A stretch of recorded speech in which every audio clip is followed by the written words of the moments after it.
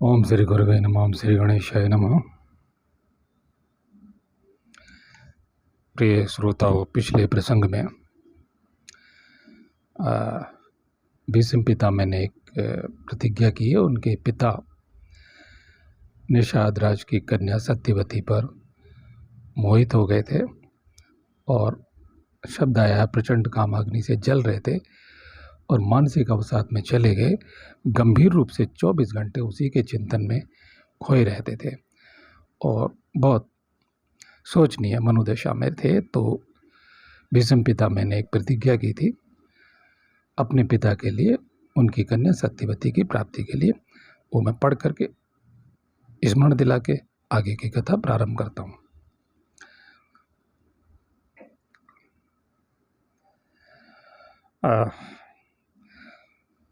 वैशंपायन जी कहते हैं, जन्मेजय निषाद के ऐसा कहने पर गंगानंदन देवव्रत ने पिता के मनोरथ को पूर्ण करने के लिए सब राजाओं के सुनते सुनते यह उचित उत्तर दिया। सत्यवानों में श्रेष्ठ निषाद राज, मेरी यह सच्ची प्रतिज्ञा सुनो और ग्रहण करो। ऐसी बात कह सकने वाला कोई मनुष्य न अब तक पैदा हुआ है और न आगे पैदा होगा। लो, तुम जो कुछ चाहते या कहते हो वैसा ही करूँगा। इस सत्यवती के गर्भ से जो पुत्र पैदा होगा वही हमारा राजा होगा। तो प्रिय श्रोता, ये प्रतिज्ञा वो पिछले प्रसंग में कर चुके हैं। अब यहाँ से आगे भरतवंशानुबंतस जन्मेजय देवव्रत के ऐसा कहने पर निषाद उनसे फिर बोला। वह राज्य के लिए उनसे कोई दुष्कर प्रतिज्ञा कराना चाहता था। उसने कहा, अमित तेजस्वी युवराज, आप ही महाराज शांतनु की ओर से मालिक बनकर यहाँ आए हैं। हालांकि शांतनु को, उनके पिता शांतनु को पता नहीं कि मेरा पुत्र वहाँ गया है। अंतर्दृष्टि से वो जानते हैं, क्योंकि याद रखिएगा वो महाभीष नाम के देवलोक में महाभीष नाम के राजा हैं पूर्व जन्म के, और देवलोक में शापग्रस्त होकर गंगा देवी पर आसक्त हो गए थे। बाकी कथा आपको याद होगी। तो यहाँ वो शाप के कारण ये सब भोग कर रहे हैं।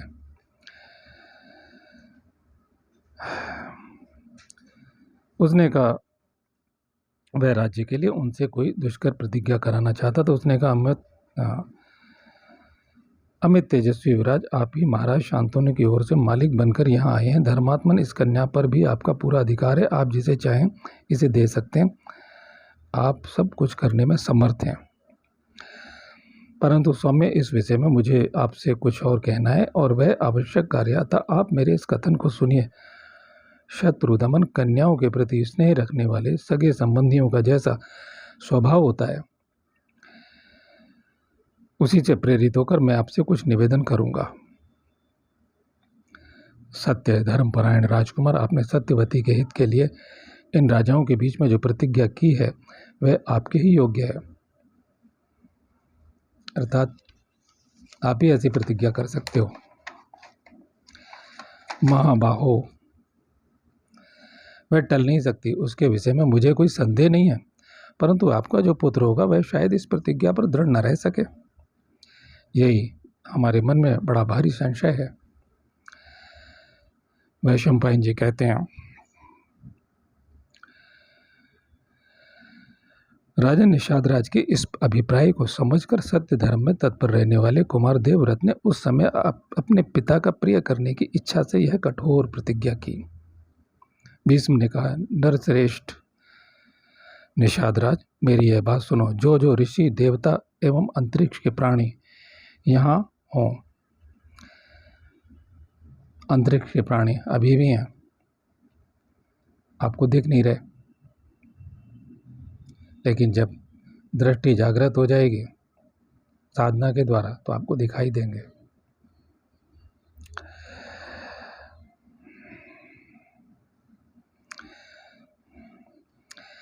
वे सब भी सुने। मेरे समान वचन देने वाला दूसरा नहीं है। निषाद, मैं सत्य कहता हूँ, पिता के हित के लिए सब भूमिपालों के सुनते हुए, भूमिपाल यानी राजाओं को जो उनके अधीन थे, मैं जो कुछ कहता हूँ मेरी इस बात को समझो। राजाओं, राज्य तो मैंने पहले ही छोड़ दिया, अब संतान के लिए भी एक अटल निश्चय कर रहा हूँ। निषादराज, आज से मेरा जीवन अखंड ब्रह्मचर्य आज से मेरे जीवन में अखंड ब्रह्मचर्य व्रत चलता रहेगा। मेरे पुत्र न होने पर भी स्वर्ग में मुझे अक्षय लोक प्राप्त होंगे। अब यहाँ है कि पुत्र न होने पर भी स्वर्ग में मुझे अक्षय लोक प्राप्त होंगे। स्वर्ग एक चलन का शब्द है, स्वर्ग तो अनिवार्य है, और स्वर्ग भी दिव्य कर्म करने वाले, पुण्य कर्म करने वाले लोग और साधना बल से अर्जित करने वाले लोग जाते हैं। बाकी तो विभिन्न लोगों में भटकते हैं, जैसा कि मैंने आपको बताया। ईसाई धर्म के प्रवर्तक श्यामाचरण लाहिड़ी और युक्तेश्वर गिरी ने खुद बताया कि वो वहाँ हैं और कितना भय वहाँ है। 2000 साल से पहले यदि उन्होंने कोई भी ऐसा कार्य किया तो उन्हें वहाँ से भी दूसरे लोकों में धक्का दे दिया जाएगा या दूसरे लोक में, निकृष्ट लोकों में भेज दिया जाए। कहाँ, कैसे, क्यों, क्या, ये सब मैं कह चुका हूँ, वर्णन कर चुका हूँ। तो स्वर्ग से और अक्षय लोक, उससे ऊपर जो अक्षय लोक हैं जिनका नाश नहीं होता, अक्षय क्षीण होते ही नहीं वो, उसके बाद तब ईश्वरीय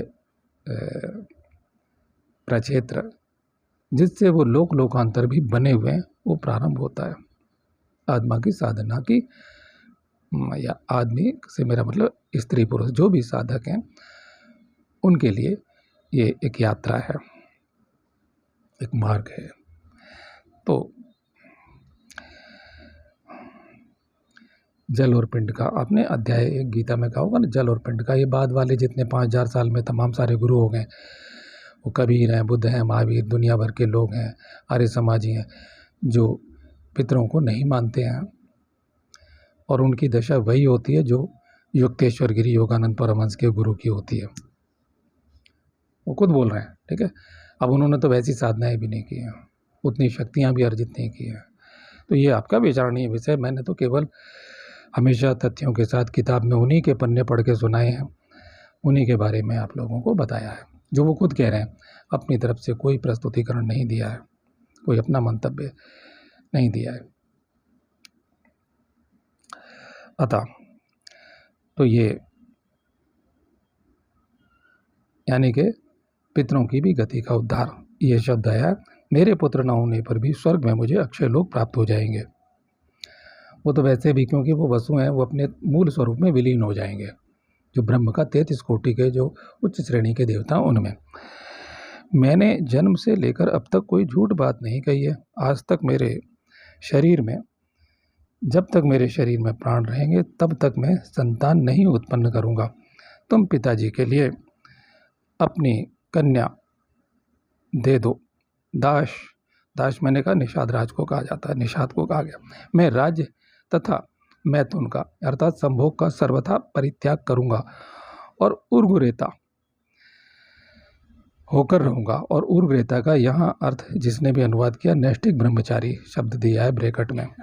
इसका शब्द नैष्ठिक ब्रह्मचारी ने, उर्गुरेता एक योग विद्या का शब्द है, क्योंकि अनुवाद करने वाले जो व्याकरणाचार्य हैं, महाभारत का जो असली संपूर्ण महाभारत का जो अनुवाद कर रहे हैं, वो अनुवादक हो सकते हैं बढ़िया तरह से शब्द अर्थ और व्याख्याएं, शब्द अर्थ का अनुवाद, यानी जो है उस शब्द को वैसे का वैसा, लेकिन ब्रैकेट इसलिए यूज कर रहे हैं नैष्ठिक ब्रह्मचर्य।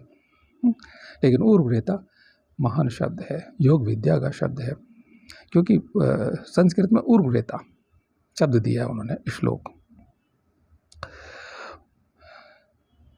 मैं मूल श्लोक पढ़ रहा हूँ।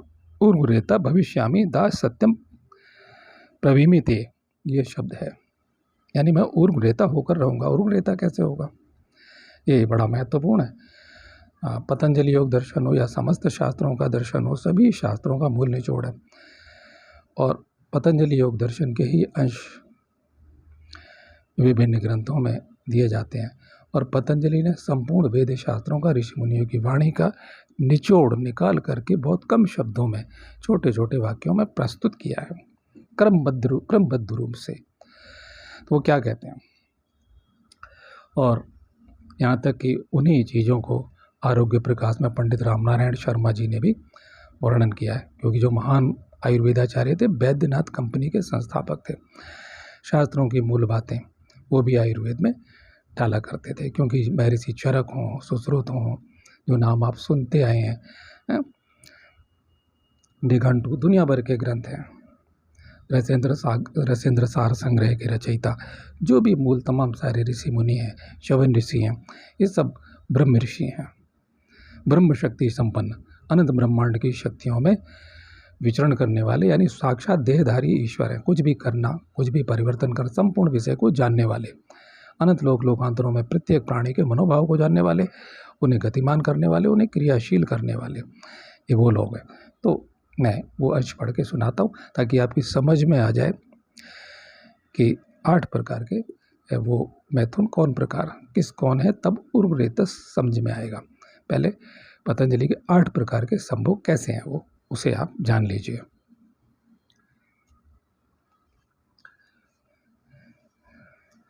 है ना, पतंजलि कहते हैं कुंडलनी जागरण किसका होगा? जो सत्य, अहिंसा, ब्रह्मचर्य, अपरिग्रह, अस्तेय का पालन करेगा, या हठयोग की क्रिया के द्वारा भैरवी साधना, या स्त्री है तो भैरव पुरुष साधना करेगी। और जो क्षणिक आनंद है, 10 सेकंड वाला, 5 सेकंड वाला, 20 सेकंड वाला, 10 सेकंड अधिकतम जो मेडिकल साइंस कहती है, 12 किसी के शरीर की क्षमता अनुसार, उस आनंद को, विराट आनंद को तत्वों में परिवर्तित कर देना। पृथ्वी तत्व, जल तत्व, अग्नि तत्व, है ना। मैंने पिछले अंकों में बताया है भैरवी साधना के बारे में कि ये लोग तो सब वासना के खेल खेल रहे हैं। वो क्षणिक आनंद, विराट आनंद से हमारे रोगों को नष्ट करेगा, शोक को, दुखों को नष्ट करने वाला, हमारे भाग्य के संस्कारों को नष्ट, वह दिव्य संभोग भाग्य के संस्कारों को नष्ट करने वाला। तो वो कैसे?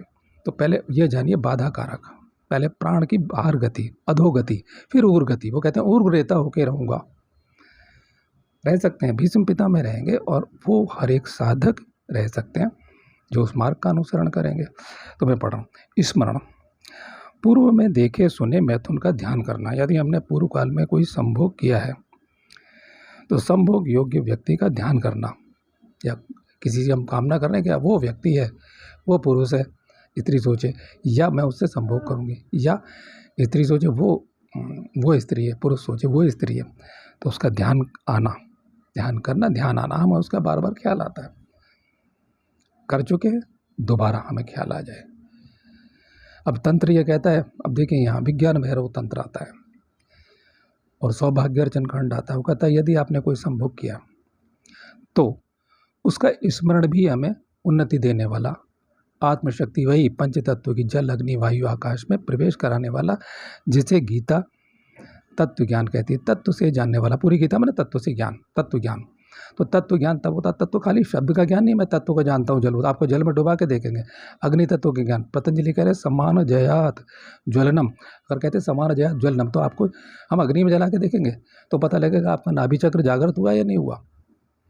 और अगर नहीं हुआ तो तब तक ऐसा सोचिए ना, अभी मैं ABCD शुरू कर रहा हूँ। मैं हमेशा कहता हूँ ना, अभी तो मैंने शुरू किया, अभी तो मैं खड़ा हुआ हूँ, अभी तो एक गुरुदेव कपिल देव जी महाराज का एक कण कृपा प्रसाद सर पे गिरा है, तो मैं अभी शुरू हूँ। तो ये परीक्षा है, पूरा अध्याय पतंजलि एक रखते हैं, तीसरा अध्याय पूरा रख देते हैं। आप कहोगे ये जो गुरु है ना आपको भटकाते हैं कि सिद्धियों को छोड़ देना चाहिए, सिद्धि तो भटकाती नहीं। आप और आपकी शक्ति अलग है, आपकी देखने की शक्ति, अब आप दूर तक देखने लग गए, तीसरी आँख की साधना करके आप दूसरे के मन की जानने लग गए, आप पार देख रहे हैं। आपको मैं नहीं बताऊंगा, अब मर्यादाओं का पालन जरा सा कर सकते हो, सारे ऋषि मुनि सब कर रहे हैं जम के, हम उन्हीं की संतान है ना, उन्हें तो कोई दोष नहीं लग रहा। मैं यहाँ से एक हाथ लंबा करके कोशिकाओं को बढ़ा करके मैं कुछ ले लेता हूँ, ऋषि कर रहे हैं, आकाश मार्ग से जा रहे हैं, अंतर ध्यान हो जाते हैं। तो वो इसलिए कि जांच है कि मेरे को साधना हुई या नहीं, मुझे ध्यान लगा या नहीं लगा। ये ध्यान योग की परीक्षा है। इसलिए पूरा वो जो व्यक्ति 165 वाक्य, महर्षि पतंजलि 195 वाक्य, छोटे छोटे वाक्य बोलते हैं, उसकी व्याख्या करके ओशो ने इतने मोटे मोटे ग्रंथ बना दिए। पूरी दुनिया में व्याख्याएं चल रही है, लेकिन कोई उस प्रयोग में, असली लोग तो हिमालय में बैठे, असली लोग तो कोई बंद कमरों में, हम आपके बीच में कहीं पड़ोस में बैठे होंगे जो साधना में लगे हुए। तो असली ध्यान योग की परीक्षा, ये ध्यान लगा या नहीं लगा, तो ये पहला। अब दूसरा कीर्तन, दूसरा संभोग कौन सा है? कीर्तन, मैथुन की बातें करना, यानी संभोग की बातें करना। अश्लील कहानी, नाटक, ये पहले से चल रहा, नाटक उपन्यास आजकल चल रहे हैं, ये पिछले कुछ 100 वर्षों में, अथवा अन्य कोई पुस्तक जिससे संभोग करने की इच्छा को प्रोत्साहन मिले, पढ़ना। अश्लील गाने गाना, जैसे कि आजकल सिनेमा है, रेडियो और होली जैसे त्योहारों पर गीत गाए जाते हैं, स्त्रियाँ भी खोड़ियाँ करती हैं अश्लील गीत, तो लहर उत्तेजना की आती, वही स्त्री जो दिव्य पुरुष से संभोग कर रही है। खाली स्तंभन नहीं कि 1 घंटा 2 घंटे का आनंद ले लिया स्त्री ने, कुछ बार आनंदित हो गई, नहीं, प्राणों का उर्गमन उसका भी, उर्वरेतस स्त्री भी हो सकती है, स्त्री भी होगी अगर उसे वो विद्या आ गई उसके गुरु की कृपा से। ये सद्गुरु हमारे शास्त्रों में शब्द नहीं है, कोई सद्गुरु नहीं होता, गुरु गुरु ही होता है। ये असदगुरु और सद्गुरु अब पैदा हो गए हैं पिछले 5000 सालों में, कई शास्त्रों में उल्लेख ही नहीं है। गुरु तो गुरु ही होता है जो हमारी आत्मशक्ति को जवाने। आत्मज्ञान की बात नहीं करता, वो आत्मज्ञान के किस्से लोग बड़े चटकारे ले लेके सुनाते हैं कि मेरे गुरु ने मुझ पर शक्तिपात किया तो ऐसा हुआ। योगानंद परमहंस भी कहते हैं ऐसे, वो परमहंस थे या नहीं थे? परमहंस जैसे कोई लक्षण नहीं है उनके, ईसाइयों में कोई परमहंस नहीं होता। तो ऐसे हाथ किया तो मेरे को सड़क पार की चीज़ें भी मुझे मेरे अंदर दिख रही हैं। अरे हम अनंत ब्रह्मांड की बात करने वाले लोग हैं, जो इस जगत में है और जो इस जगत में नहीं है उसके जानना। हमारा मार्ग वो है कि हम उसकी ओर चल रहे हैं, उसकी ओर चलें। तो अश्लील गालियाँ बकना, अब गंदी गालियाँ बकेंगे, तेरी माँ बहन जैसी चीज़ें करते हैं, तो उसमें भी लिंग और योनि का उच्चारण स्मरण आता है। तो आंतरिक रूप से अचेतन मन, कहते हैं मन के 10 हिस्से हैं, तो अचेतन सूक्ष्म रूप से हमारे शरीर में लहर आती है। स्त्रियों की योनि गीली हो जाती है, पुरुषों को एक स्राव लिंग से पैदा हो जाता है, ये इसमें है। अगर ऊर्गमन होगा तो स्राव परम की ओर जाएगा, वो हमारे प्राणों में ऊर्गमन, अभी अधोगमन है, इसलिए मना करते हैं पतंजलि या जो भी।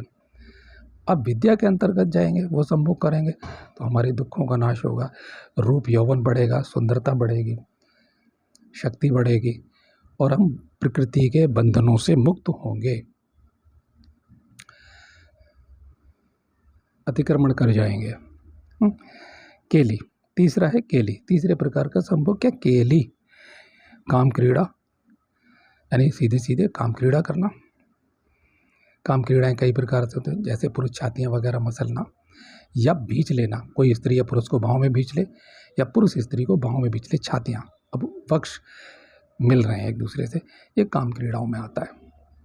हाथ से छूना या सहलाना, ये मतलब मखौल मजाक में हाथापाई करना है। ये आपने देखा होगा, बच्चे भी 10-12 साल के छोटे छोटे लड़के लड़कियाँ एक दूसरे को छेड़ते हैं, आप ही के सामने छेड़ रहे हैं, लेकिन आप छूट दे देते हो कि नहीं। तो कोई रिश्ते के नाते ये मैं पंडित राम नारायण शर्मा के और जो अंश हैं, जो शास्त्रों से और पतंजलि के अंश दोनों के मिला के पढ़ रहा हूँ, वो मूल शास्त्र है, ये पढ़ रहा हूँ। हाथापाई करना, चिकोटी काटना, वो लड़की काटे या लड़का, मूल रूप से पुरुष जल्दी उत्तेजित हो जाने वाले होते हैं। ऐसी अन्य प्रकार की छेड़छाड़ करना, किसी भी प्रकार, हाथ से, पाँव से, आँख से, मुंह से चूमना, किस करना, जो गंदे इशारे करना, ये भी इशारे कर रहे हैं तो भी।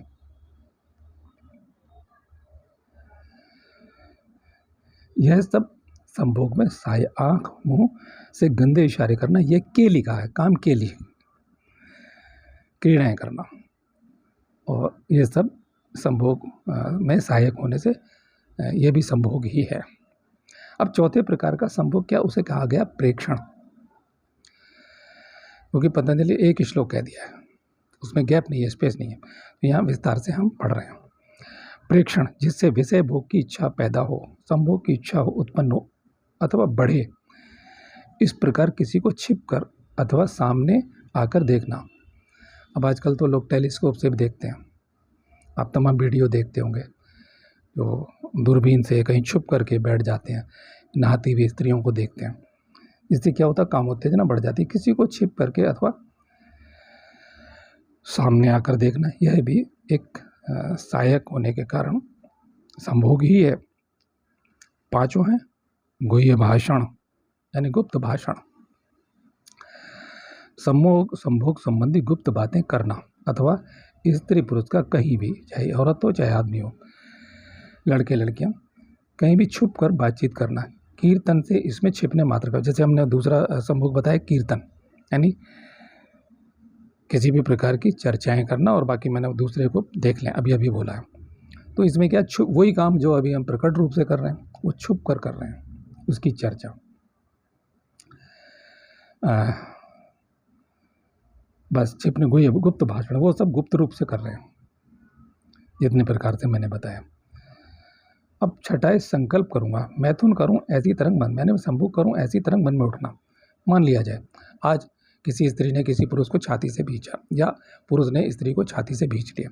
अब क्या अगला स्टेप क्या होगा, अगला संभोग ही होना, ऐसा कि आज ये हो गया तो अगला स्टेप अब पूर्ण संभोग होगा। ऐसी तरंगें मन में उठना, ये संकल्प है कि कल को जब मुझे मौका मिलेगा तो मैं संभोग करूंगा, या जब मुझे मौका मिलेगा तब मैं संभोग करूंगी। अध्यावसाय, अध्यावसाय 6 प्रकार का हो गया संकल्प कि कल को मैं करूंगा। अध्यावसाय माने मैथुन करने के उपाय करना, जैसे मैथुन करने के लिए यानी संभोग करने के लिए पैसे देकर राजी करना। किसी को पैसे की ज़रूरत है, आप अमीर आदमी हैं, आप एक अमीर आदमी हैं, या आप पे उतना धन है, आपके अधीन कोई नारी काम करती है, आप उसे पैसे दे देते हो ज़रूरत पे, उसके बच्चे के इलाज के लिए, उसकी दवाइयों के लिए, वो आपके एहसान तले दब जाती है, इनकार नहीं कर पाती। फिर आपको मालूम है, ये उपाय अध्यावसाय कहते हैं। शास्त्र की नज़र सब पर है, वो 5000 साल पहले भी थी, वो आज भी है, हमें वहीं से चलना पड़ेगा यदि करना है तो। या आपके लिए दूसरा रास्ता है, ऐसा गुरु मिल जाए, योग्य गुरु मिल जाए जो आपको, यदि आप पूर्ण संभोग भी करते हैं तो वो प्राण की गति को ऊर्गमनित कर दे, रेतस आपको बना दे। भीष्म पितामह उसकी बात कर रहे हैं, उनकी तरह वही योग शक्तियाँ, खाली बात नहीं होगी, योग शक्तियाँ उत्पन्न होनी चाहिए, पहचान है। मैंने फिर कहा आप और आपकी सिद्धि अलग नहीं है। अब ऊर्ग्रेतस की पहचान अभी बताऊंगा, कैसे कह सकते हैं कि उन्हें छोड़ दो, आप अपने आप को अपने से कैसे अलग कर सकते हैं। ये सब आत्मशक्ति के अंतर्गत है, 5 प्रकार की जो शक्तियाँ योग की। तो अध्यावसाय में पैसे देकर राजी करना अथवा नौकरी देना। ये आरोग्य प्रकाश 95 पढ़ रहा हूँ, जो पतंजलि के ही अंश इसमें छापे गए विस्तार से, और सामने मेरा पतंजलि योग दर्शन भी है। जानबूझकर अथवा नौकरी देना, अपराध मुक्त करना, कोई जेल में फंस गया। अब किसी का पति, मैंने देखे हैं ऐसे केस कि किसी का पति जेल में फंस गया है, आपने उसकी पैरवी कर दी, आपने उसे पैसे भी दिए, उसके साथ लग गए, उसका पति छुड़ा दिया, लेकिन जब तक वो छूट नहीं रहा तब तक लोगों ने शारीरिक संबंध स्थापित कर लेगी। वकील है, वो फ्री में केस लड़ रहा है, वो दब जाती है तमाम। और ये बिल्कुल मैंने प्यार और धन के बारे में एक वीडियो तैयार किया है।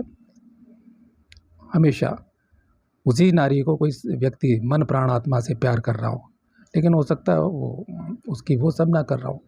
डेली कोई आदमी किसी को दफ्तर छोड़ देता है, किसी को कार्यालय छोड़ देता है, मौके पर गाड़ी से, वाहन से मदद करता है। काफ़ी 1 साल पहले मैंने एक लेख भी लिखा था, जो अखबार में यानी ई न्यूज़ पर प्रकाशित हुआ मेरा लेख। बिल्कुल वैसा ही वो सब इसमें है। तो धीरे धीरे वो उसके आसक्त हो जाएगी, दब जाएगी उसके एहसानों तले। माँ बाप भाई बहनों की मदद कर देना, ब्याह शादी में पैसे देना, ये अध्यावसाय है इस प्रकार से। और स्त्रियाँ भी कई दफ़े जो अधिक उम्र वाली हैं, 50 वाली हैं, 60 वाली हैं, ऐसे अभी क्राइम न्यूज़ वगैरह आप देखते हैं, 15-16 साल के लड़के हैं, उनके ऊपर धन खर्च करती हैं। और वो अपने ओमपुरी का इंटरव्यू देखा होगा, 15 वर्ष का था, कहीं नौकरी करते थे, 55 साल की महिला और वो 15 साल के थे। या ऐसे बहुत सारे केस हैं, वो आप भी जानते सुनते होंगे, मैं क्या कहूँ, मैं तो अध्यावसाय की बात कर रहा हूँ। अध्यावसाय यानी हम धन के द्वारा, विभिन्न प्रकार की मददों के द्वारा, हम किसी के कोई सर्जरी का रोगी, अचानक से वो एक्सीडेंट हो गया, हम उसे लेकर अस्पताल जा रहे हैं, पारिवारिक संबंध बन जाते हैं, और उसके बाद वहाँ की जो नारियाँ हैं वो अधीन हो जाती हैं, दब जाती हैं, एहसान तले शारीरिक समर्पण कर देती हैं। यह सब अध्यावसाय के अंतर्गत आता है। तो पतंजलि इसके लिए हमें जागरूक करते हैं। ये 7वां प्रकार का संभोग है। 8वां संभोग क्या है? क्रिया निवृत्ति। क्रिया निवृत्ति जानबूझकर लिंगेंद्रिय में वीर्यपात करना, यह तो साक्षात में, यानी कि अब स्त्री है या नहीं है, स्त्री है तो हमें संभोग वगैरह नहीं है तो हस्त मैथुन हैंड प्रैक्टिस जिसे कहते हैं, स्त्रियाँ भी उंगली मोमबत्ती यानी ये तमाम आपने पढ़ा सुना होगा, मुझे ज़्यादा कहने की आवश्यकता नहीं है। पुरुष नहीं होता तो भी करती हैं। तो जो साधिका स्त्री है एक ही रास्ता है, और क्योंकि काम तो ऋषि मुनियों को भी हुआ है तो इसलिए उन्हें विधिवत, या तो आप ऐसे गुरु जो बाकायदा उनके रहे हो, मैंने एक पिछले अंकों में मैं जानबूझ के टुकड़े टुकड़े बोल रहा हूँ ताकि लोग एक सूत्र में न बन जाएं। मेरे पुराने वीडियो देखते रहिए, मैं जानबूझ के टुकड़े टुकड़े एक हिस्सा ताकि बाकी एक भाग यहाँ बोला तो दूसरा यहाँ बोला, छोटे छोटे टुकड़े कर रहा हूँ भैरवी साधना के विषय में या भैरव पुरुष साधना के विषय में। क्यों? क्योंकि चोर बहुत बैठे हुए हैं, मेरी साइट पे भी है, मेरे को सब्सक्राइब किया हुआ है, उन्हें आता वाता कुछ नहीं है। मैंने बताया अग्नि तत्व से भैरवी बनेगी या जल तत्व से बनेगी या पृथ्वी तत्व से बनेगी, उसके क्या क्या लक्षण होंगे तो भैरवी। ये नहीं कि किसी भी स्त्री को भैरवी तब बनाया जाएगा जब वो परीक्षा को पास करेगी, उतने लक्षण अर्जित करेगी, वो साधना करेगी तो उसे भी वह आनंद उपलब्ध होगा। यानी जैसे एक चुंबक जो है दूसरे चुंबक को खींच लेगा, लोहे को खींचता है ऐसे वो खींच जाएगी। आपको ऊर्गमन हो रहा है उसको भी होगा। अब ये ऊर्गमन कैसा है? ऊर्ध्वरेतस। अब मैं पतंजलि के शब्द कह रहा हूँ, तीसरे अध्याय का 39वां या 8 प्रकार के संभोग पतंजलि और अन्य समस्त ऋषि मुनियों का सार है जो कहे गए हैं, जो कहे गए हैं। तो ये मैं पतंजलि का, एक मिनट, और अभी मैंने जो पढ़ा है तो ये मैंने एक मिनट, तो अभी मैंने जो पढ़ा है ये साधन पाद का, और ये मैंने 30वां श्लोक है ही नहीं इसमें, 30वां वाक्य पढ़ा है। क्योंकि पतंजलि श्लोक माने जोड़ा होगा, 3 का जोड़ा या 4, तो एक वाक्य लिखते हैं, तो 30वां वाक्य है, उसे सूत्र बोला जाए, सूत्र बोल सकते हैं हम। तो ये ब्रह्मचर्य, सत्य अहिंसा ब्रह्मचर्य के अंतर्गत आप पढ़ लीजिएगा। ज़्यादा विस्तार से कहा गया, मैंने तो ये 8 प्रकार के बता दिए, तो अपरिग्रह ये। और अब ध्यान लगा या नहीं लगा इसमें, और उर्ग्रेतस क्या होता है? उदान जयात जलपकंटकादिषु असंग, उदान जयात जलपकंटकादिषु असंग च उत्क्रांति, उत्क्रांति माने ऊर्गमन, उर्ग्रेतस, उर्ग्रेता है ये शब्द, ये है प्राणों की शक्ति का उर्गमन। साथ ही साथ पृथ्वी तत्व, हमें कोई बाण मार रहा है, बाण की छोड़ दीजिए, ये क्या कह रहे हैं? पतंजलि कह रहे हैं अगर आप ध्यान में बैठे हैं, असली ध्यान लग गया, ध्यान कभी लगाया नहीं जा सकता, अभी तो धारणा नहीं लगा कर सकते। धारणा से आपकी सांसों की गति थम जाएगी। धारणा से क्या होगा? आप पृथ्वी तत्व की धारणा कीजिए, क्या होगा? आप पे पृथ्वी, आप किसी भी अस्त्र शस्त्र से मारे नहीं जा सकते, पृथ्वी तत्व की धारणा ये कहती है। और अगर निचले स्तर की भी है तो आपको अगर थोड़ा बहुत क्षति पहुंच गई, वापस में फिर आपकी सब कोशिकाएं पुनर्स्थापित हो जाएंगी, वैसी की वैसी तो क्या हो जाएगी। नहीं आता है तो तब तक हम क्या हैं, जैसे कि मैं अभी ABCD शुरू कर रहा हूँ, गुरुदेव कपिल देव महाराज जी की कृपा प्रसाद, एक धूलिकण कृपा प्रसाद से मैं ये मार्ग जान रहा हूँ कि हाँ ये मार्ग हमारा है, इस पर चलेंगे कृपा हो जाएगी। तो हमें यह जानना चाहिए। तो क्या होगा? वो कहते हैं कंटकादिषु, आपको कीचड़ में फेंक दें, ऊंचाई से फेंक दें, कुछ भी नहीं बिगड़ेगा। असंग, कांटों में, अब कांटे क्या, जो रिवाल्वर होते हैं ना उसकी गोलियां छोटी छोटी होती हैं, उस साइज के कांटे भी होते हैं, तो गोलियों से मारा जाए आपको तो नहीं लगनी चाहिए। आर पार भी हो जाए तो कुछ नहीं, वो लगेगा जैसे वायु में चली गई हो या टच ही नहीं करेगी। किस स्तर की आपकी साधना है? उदान जात, उदान प्राण किस स्तर का है? वो जो 3.5 फेरे आकार की जो कुंडलनी कही गई है, वो जागृत होकर के तंत्र के अनुसार, आपके गुरुओं की भाषा के अनुसार वो उर्गमन होती है, ये हो जाता है, वो हो जाता है। तो पहले उतना तो कीजिए, ABCD तो शुरू कीजिए। तो ये कहते हैं, और उत्क्रांति, उर्गति भी होती है, उत्क्रांति, उर्गमन भी होता है। तो ये तीसरे अध्याय का पतंजलि का, और मैं 39वां श्लोक पढ़ के आपको सुना रहा हूँ, प्रमाण है। अब जैसे साधन पाद में आया आसन सिद्धि, किसी को यम नियम के बाद आसन है, हम आसन लगा के बैठते हैं। और आप लोग कहेंगे कि भाई आसन सिद्धि, आसन सिद्धि क्या है? द्वंद्वाभिघात, यानी हमारे शरीर को किसी भी प्रकार से आघात का स्पर्श नहीं होगा। आपको -40 डिग्री तापमान में घुसा दिया जाए, आपको कनाडा की -24 डिग्री तापमान में या अंटार्कटिका में फेंक दिया जाए, रख दिया जाए, तो आपको कुछ नहीं होना चाहिए। आपको तपते हुए रेगिस्तान में फेंक दिया जाए 56 डिग्री तापमान में 70 पे, आपको उबाल दिया जाए, कुछ नहीं होना चाहिए। द्वंद्वाभिघात। आपको कि कैसे फिर अप्सराएं ऋषि मुनियों का ध्यान क्यों भंग कर देती हैं? उनका ध्यान भंग नहीं होता। जब आएगा ना प्रसंग, पिछले तो कह चुका हूँ, तो उसके बारे में भी बता दूंगा और आप मान जाएंगे, क्योंकि शास्त्र गलत लोगों के हाथ में पड़ गया है। भागवत कथा भी गलत वो लोग कर रहे हैं जो अपने चटकारे ले लेके सब ये नाच कूद सब चल रहा है। मूल तत्व की बात कोई नहीं करते हैं। भागवत कथा में तो ब्रह्म की बात है, तत्व की बात है, तत्व शक्ति की बात है।